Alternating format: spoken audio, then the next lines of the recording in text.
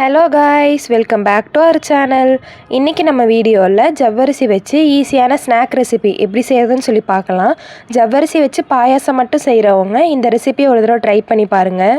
இந்த ரெசிபி பண்ணுறதுக்கு நான் இன்றைக்கி 1 கப் ஜவ்வரிசி எடுத்திருக்கேன். இது கூட ஜவ்வரிசி முங்குற அளவு தண்ணி ஊற்றி கொஞ்சம் நேரம் இதை ஊற வச்சு எடுத்துக்கோங்க.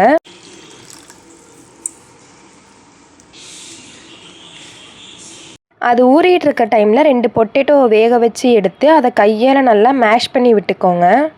கையால் நல்லா மேஷ் பண்ணதுக்கப்புறமா இந்த மாதிரி ஒரு ஸ்பூனை வச்சு நல்லா அமுக்கி ஒரு மாவு மாதிரி கொண்டு வந்துக்கோங்க. நம்ம மேஷ் பண்ணி வச்சுருக்க உருளைக்கிழங்கோட ஒரு பெரிய வெங்காயத்தை சின்ன சின்னதாக கட் பண்ணி சேர்த்துக்கோங்க. கொஞ்சமாக கொத்தமல்லி இலையையும் கட் பண்ணி சேர்த்துக்கோங்க.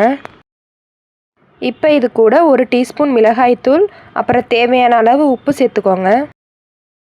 இதெல்லாம் சேர்த்ததுக்கப்புறமா நம்ம ஊற வச்சுருந்த ஜவ்வரிசியை வடிகட்டி இது கூட சேர்த்து நல்லா ஒரு தடவை ஃபுல்லாக எல்லாம் மிக்ஸ் ஆகிற மாதிரி மிக்ஸ் பண்ணி விட்டுக்கோங்க.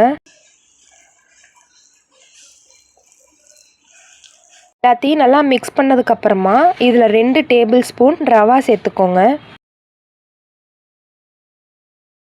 நம்ம ரவா போட்டு நல்லா மிக்ஸ் பண்ணதுக்கப்புறமா கொஞ்சமாக எண்ணெய் எடுத்து அதை கையில் ஊற்றி கை ஃபுல்லாக நல்லா ஸ்ப்ரெட் பண்ணி விட்டுக்கோங்க. இப்போ இதில் நம்ம பிசைஞ்சு வச்சுருக்க மசாலாவை கொஞ்சமாக எடுத்து நமக்கு பிடிச்ச ஷேப்பில் உருட்டி வச்சுக்கோங்க. இப்போ நம்ம இதை பொரித்து எடுத்துக்கலாம்.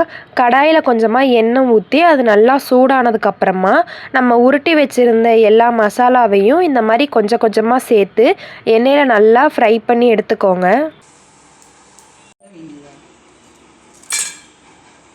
ஜவ்வரிசி வச்சு ஈஸியான ஒரு ஸ்நாக் ரெசிபி செஞ்சாச்சு. இந்த ஸ்நாக் ரெசிப்பியை ஒரு தடவையாச்சும் ட்ரை பண்ணி பாருங்கள். இன்றைக்கி பார்த்துருந்த ரெசிபி வீடியோ உங்களுக்கு பிடிச்சிருந்தா மறக்காமல் லைக் பண்ணி சப்ஸ்கிரைப் பண்ணிக்கோங்க. பாய்.